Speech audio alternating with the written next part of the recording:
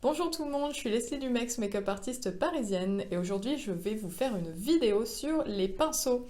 Je vous montre tout sur les pinceaux, quel pinceau pour quelle utilisation et surtout quelle texture, quelle zone du visage. Voilà, aujourd'hui je vous donne toutes mes astuces de professionnel. On est parti! Avant de commencer à vous parler de chaque pinceau en détail, je vais vous expliquer les différents types de pinceaux qui existent, les différentes fibres, et je vais vous expliquer comment choisir la qualité, comment juger la qualité d'un pinceau, savoir s'il est bien ou s'il n'est pas bien. Donc on a deux grandes familles de pinceaux, les pinceaux en fibre naturelle et les pinceaux en fibre synthétique. Pour les pinceaux en fibre naturelle, c'est les pinceaux en poils d'animaux, donc c'est du vrai poil comme vos cheveux, et les pinceaux en fibre synthétique qui eux sont synthétisés à partir de plastique, qui ne sont pas du tout pris des animaux, qui sont en général véganes. Je sais qu'il y a beaucoup de gens qui n'ont plus envie d'utiliser aujourd'hui des pinceaux pris sur les animaux. Alors attention, on ne tue pas les animaux pour prendre les poils des pinceaux. En général, ils sont tondus. Aujourd'hui, ça ne se fait plus. Et il y a d'ailleurs de moins en moins de pinceaux en fibre naturelle. Ça devient très difficile d'en trouver justement à cause des régulations avec les animaux, des protections des animaux. Voilà. Mais il faut savoir que ça n'applique pas du tout la matière de la même façon. Et pour moi, les deux restent complémentaires. Alors aujourd'hui, il y a de plus en plus de marques qui créent des fibres synthétiques qui se rapprochent énormément des fibres naturelles, donc ça évolue énormément. Donc on arrive de plus en plus à remplacer les pinceaux en fibres naturelles par des fibres synthétiques de très bonne qualité. Voilà, donc ce n'est pas une obligation d'avoir des poils naturels parmi vos pinceaux. Comment reconnaître que le pinceau soit en fibre naturelle ou en fibre synthétique? Bon, soit déjà quand vous les achetez, c'est marqué sur le site du vendeur, mais si vous avez un doute, normalement, déjà, il y a l'odeur. Le pinceau en poil naturel, souvent, ça sent un petit peu plus fort. Il y en a pas mal qui sont fabriqués à partir de poils de chèvre, donc tout de suite, ça a une odeur assez prononcée. Ensuite, la texture, donc je vous montre par exemple ces deux-là qui sont de la fibre naturelle, ils sont beaucoup plus doux au toucher, ça n'a rien à voir avec une fibre plastique qui est un peu plus brillante déjà aussi au niveau de l'aspect, vous le reconnaissez tout de suite. Je vous recommande d'utiliser les pinceaux en fibre naturelle pour tout ce qui est produits secs, les poudres, les fards à paupières par exemple. Ça, c'est vraiment le top de l'utilisation pour ces pinceaux. Ensuite, on a les pinceaux donc en fibre synthétique. Ceux-là, vous voyez, c'est des fibres synthétiques. Déjà, alors je sais pas si ça se voit à la caméra, mais ils sont beaucoup plus brillants au niveau de l'aspect. Et ça va appliquer beaucoup mieux tout ce qui va être produits gras, les fonds de teint, les concealers, tous les blush crème, les rouges à lèvres. Voilà, on privilégie pour les produits gras les pinceaux synthétiques. Je vais maintenant vous expliquer comment reconnaître la qualité des pinceaux. C'est vrai que c'est jamais évident de savoir si on achète un pinceau de bonne qualité ou pas. Et j'ai pas mal vu parmi les copines ou les clientes me montrer des pinceaux. Moi je me disais, oh là là, c'est vraiment la catastrophe ce pinceau. Je me disais, ah bon? Je dis, ah oui, mais avec un pinceau comme ça, vous pouvez pas appliquer correctement votre maquillage. Donc bon, on va voir ça tout de suite. Alors déjà, il y a deux choses pour voir si le pinceau est de bonne qualité. Déjà, quand vous le touchez, vous devez sentir que la sensation du poil, c'est tout doux, ça pique pas, vous voyez, quand vous le mettez sur la peau, ça doit pas gratter. Ça, en général, c'est un mauvais pinceau, ça veut dire que la fibre, elle est trop épaisse et que pendant l'application, ça va pas du tout bien mélanger vos produits. Et deuxième chose, les poils ne doivent pas tomber. Les pinceaux qui perdent les poils de partout, c'est normalement, si vous tirez un peu dessus, je vais pas essayer de tuer mon pinceau, mais normalement, ça ne tombe pas, vous voyez, je vais me maquiller, je vais pas laisser des poils partout sur mon visage. Plus vous achetez des pinceaux de qualité, plus ils vont tenir dans le temps et vous n'aurez pas besoin de les changer, donc ça sera finalement un meilleur investissement que racheter un pinceau à 10 € tous les ans et dans 30 ans vous en avez acheté je sais pas combien, ça vous aura coûté plus cher. Alors n'hésitez pas à acheter quand même des pinceaux un peu plus chers. Voilà, quitte à ce que ce soit un petit investissement au départ, mais moi c'est vraiment mon conseil, c'est que les miens, ça va faire 10 ans que je les utilise et franchement, ils sont encore tous en très bon état. Et bon, j'en rachète parce que j'adore, je suis une grande fan de pinceaux, mais en vrai, j'ai pas besoin forcément d'en racheter aujourd'hui. Je vous expliquerai tout à l'heure à la fin de la vidéo comment bien laver vos pinceaux parce que le fait de bien les entretenir, ça va aussi faire que ces pinceaux dureront plus longtemps dans le temps et que vous les garderez de nombreuses années. Bon, cette fois, on est parti pour les pinceaux de teint. Je vais vous montrer tout ce que j'ai pour appliquer les fonds de teint, les poudres et les anti-cernes. Alors il y a une règle qui est assez importante pour savoir la taille aussi du pinceau qu'on va choisir. En général, grosse zone, gros pinceau, petite zone, petit pinceau. Si déjà vous vous basez là-dessus, ça vous aidera à choisir à peu près la taille de votre pinceau. Je vais commencer par vous montrer mes pinceaux préférés pour appliquer le fond de teint. Donc les pinceaux préférés que j'ai pour le fond de teint, c'est ceux-là. J'en ai un autre qui est beaucoup... Enfin, en fait, c'est celui-là en beaucoup plus gros, mais là, je l'ai oublié, je sais pas où il est, comme par hasard. Tout d'abord, pour ce qui est des pinceaux plats. Donc, les pinceaux plats, moi, c'est quelque chose que j'utilise très peu. Ce que j'aime pas avec ces pinceaux, c'est qu'ils appliquent assez épais de matière. C'est bien quand on veut couvrir la peau davantage, si on a besoin de mettre beaucoup de fond de teint. Et comme moi, je maquille rarement en mettant beaucoup de fond de teint, c'est des pinceaux que je n'aime pas trop utiliser. Après, je les utilise cas exceptionnel pour les peaux noires ou métisses ou mates, parce que c'est des peaux qu'on peut couvrir davantage. En revanche, ces trois-là, je les adore.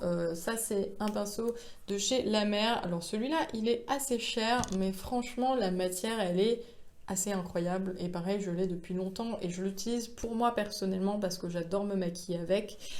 Quand je maquille des mannequins, je vais utiliser plutôt ce type de pinceau. Alors j'ai les mêmes en un tout petit peu plus gros, ceux-là ils sont vraiment petits. Ça c'était un pinceau de chez NYX et celui-ci c'est un Make Up Forever. J'adore pour les coins du nez et les petites zones faire le teint sur des filles qui ont une belle peau avec un tout petit pinceau comme ça. Sinon ce qui est important à retenir dans ces pinceaux, c'est surtout la forme, donc un peu arrondie, un peu fluffy pour appliquer votre fond de teint.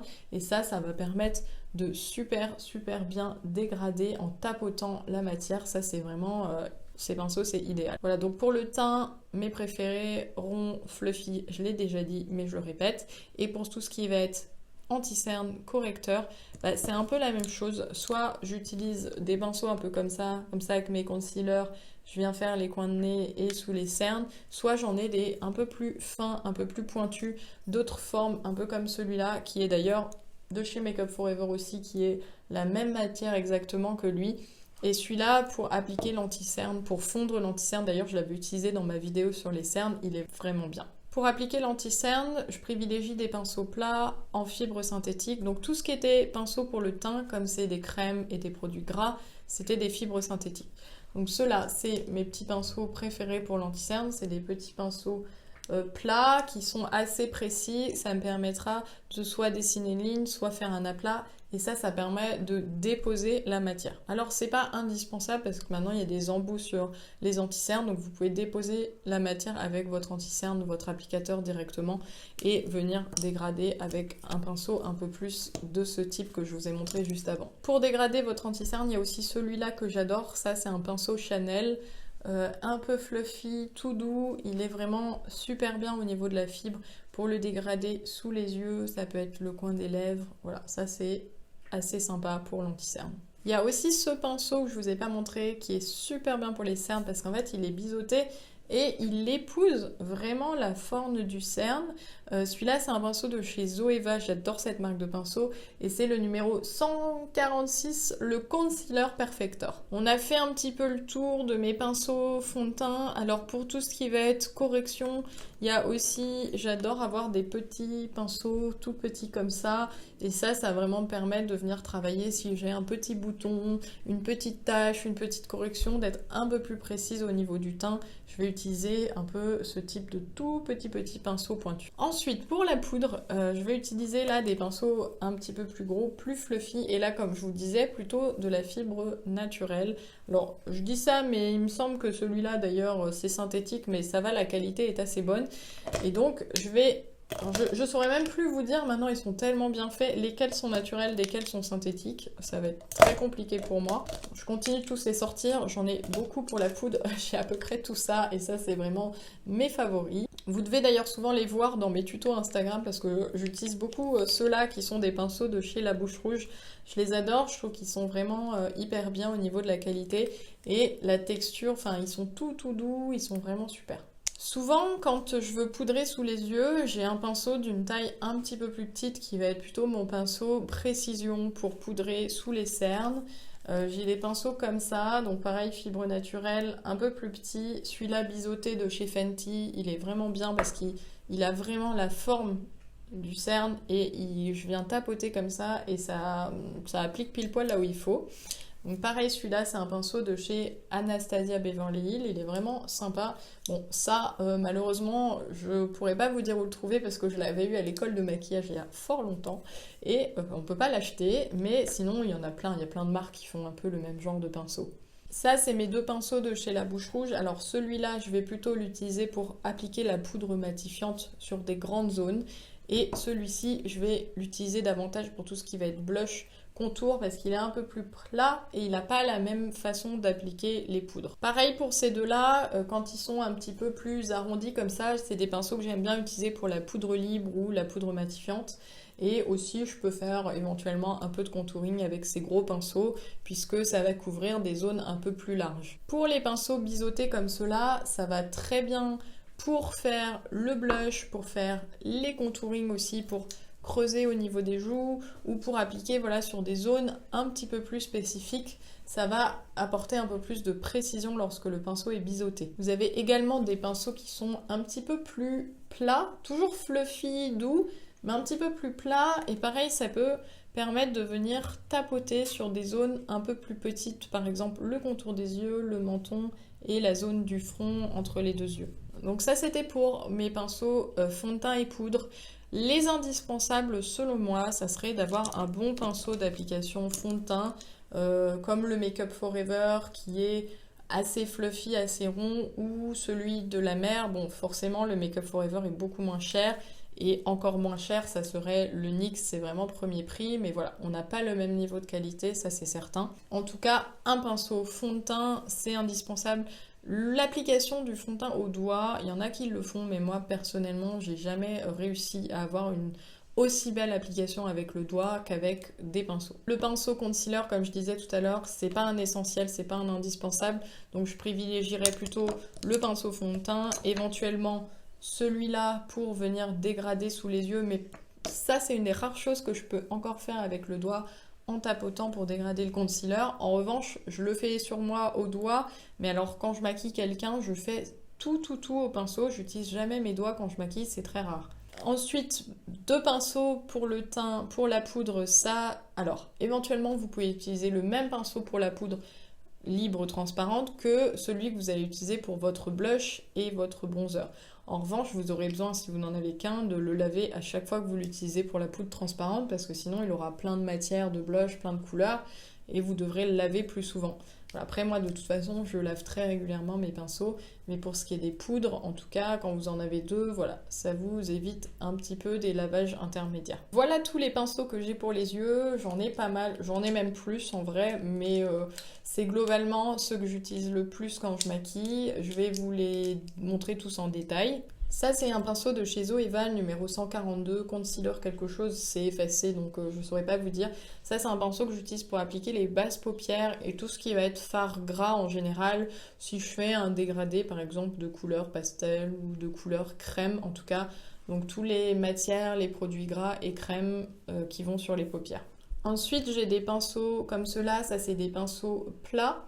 Donc ça, c'est des pinceaux d'application pour les fards à paupières et ça va vraiment me permettre voilà, de faire des aplats, de bien déposer mes fards à paupières et ensuite de pouvoir les travailler avec ce deuxième pinceau. Il y a un peu différentes tailles et formes, alors celui-là il est un peu plus gros, celui-là il est plus petit, donc un peu plus précis, voilà, par exemple pour travailler le creux de l'œil ou par exemple si on a une très grande paupière, je vous conseillerais de prendre un plus grand pinceau.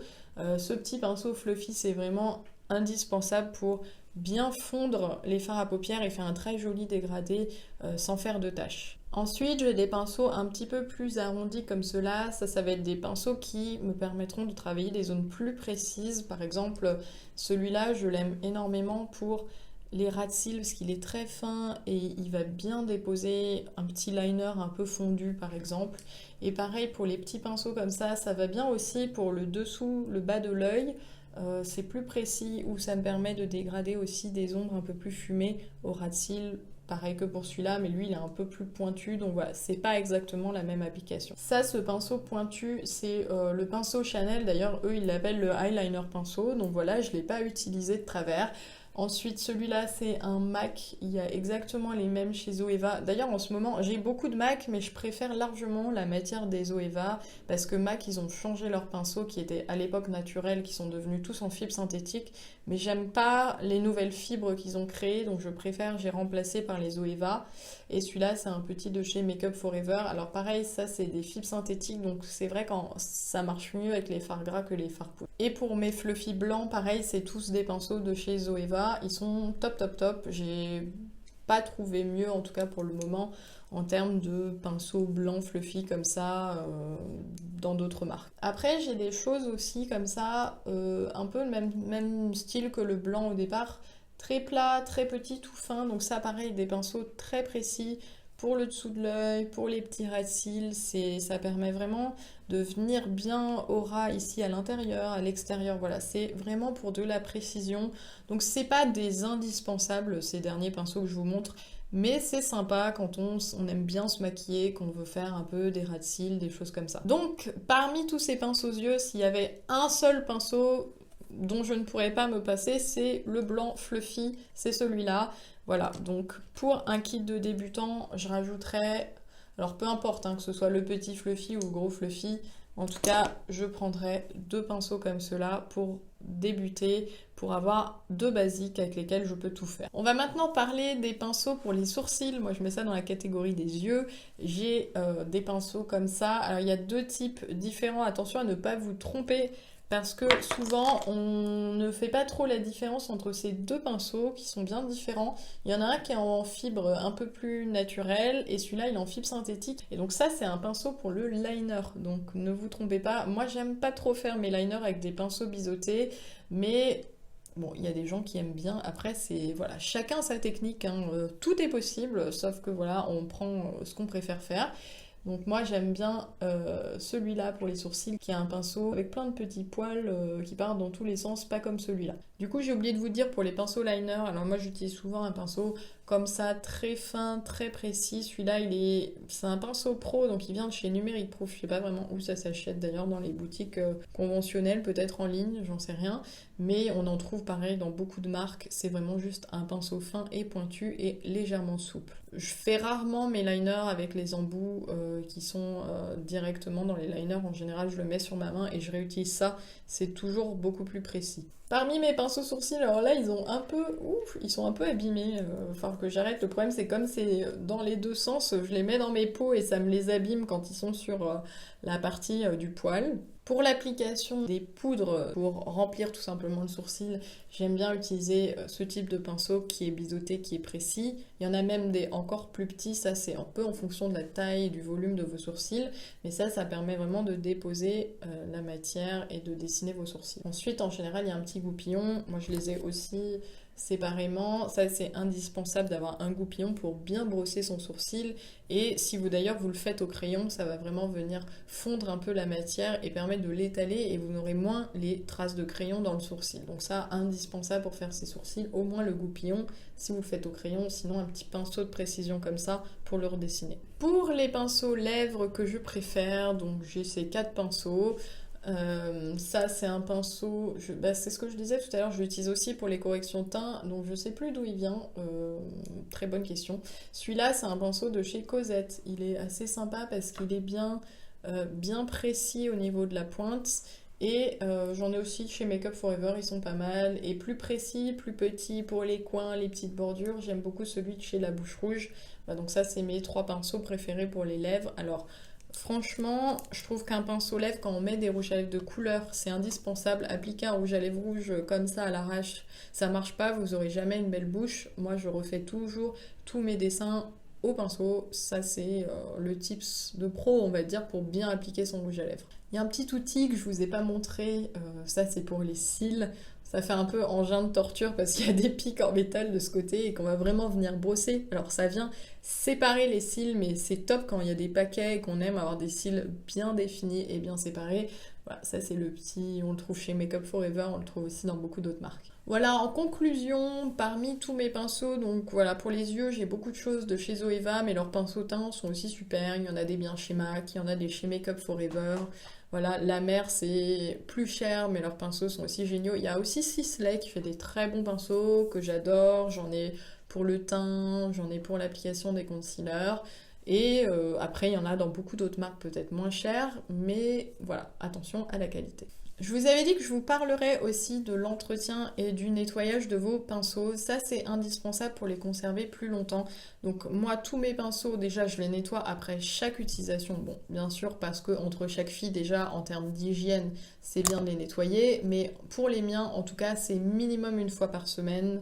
Je les laverai pas moins souvent que ça c'est hors de question parce que vous avez énormément de bactéries qui se développent à l'intérieur de vos pinceaux. Donc déjà, ça va faire périmer vos poudres, vos produits beaucoup plus rapidement. Parce que à chaque fois que vous allez tremper votre pinceau sale dans votre poudre ou dans votre crème, bah, ça va déposer des bactéries et les bactéries vont se développer. Donc là, vos produits, ils vont très vite ne plus être utilisables. Et une dernière chose aussi qui pourrait vous motiver à nettoyer vos pinceaux, quand vous vous maquillez, il y a plein de cellules de peau morte qui se déposent dans vos pinceaux, donc forcément votre teint va être beaucoup plus terne si on se maquille avec un pinceau sale que si on se maquille avec un pinceau propre. Ça amasse aussi tout un tas de poussière, donc ne vous étonnez pas si votre teint n'est pas lumineux, si vous vous maquillez avec un pinceau qui est dégueulasse, que vous n'avez pas nettoyé depuis 6 mois. D'ailleurs, quand vous vous maquillez avec vos doigts, vous vous maquillez pas avec des doigts sales, vous vous lavez les mains, donc bon, même principe. Hein. Pour laver vos pinceaux, l'idéal c'est de prendre un bloc de savon de Marseille ou un savon solide, de l'eau tiède, on frotte son pinceau, on le fait bien mousser sur son savon. Il existe aussi des petits tapis avec des picots qui permettent de bien nettoyer l'intérieur des fibres du pinceau. Moi, ça m'aide énormément quand je les nettoie, ils sont beaucoup plus propres. Oui. Ensuite, vous les posez bien à plat, vous les séchez dans votre serviette et vous ne les posez surtout pas la tête en l'air parce que sinon l'eau coule dans le manche et donc les pinceaux vont s'abîmer et pourrir beaucoup plus vite. Si vous les déposez bien à plat, ça permet que l'eau s'évacue. L'idéal même c'est de surélever un peu sa serviette pour que l'eau coule hors de la fibre du pinceau. En général, si vous les avez bien essorés, le lendemain, ils sont déjà secs. Pareil pour vos beauty blenders, nettoyez-les bien, c'est aussi sale que les pinceaux.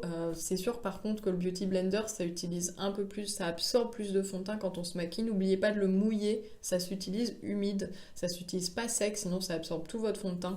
Et pareil, nettoyez-le, il existe le savon de chez Beauty Blender, le Blender Cleanser, qui le nettoie beaucoup mieux qu'avec du savon traditionnel. J'ai terminé cette vidéo sur les pinceaux, j'espère que ça a pu vous aider dans le choix, aussi bien des marques que de la taille et de la forme de vos pinceaux. N'hésitez pas à me poser vos questions si toutefois vous avez encore des doutes sur la marque ou sur la qualité ou même sur les pinceaux à utiliser en général.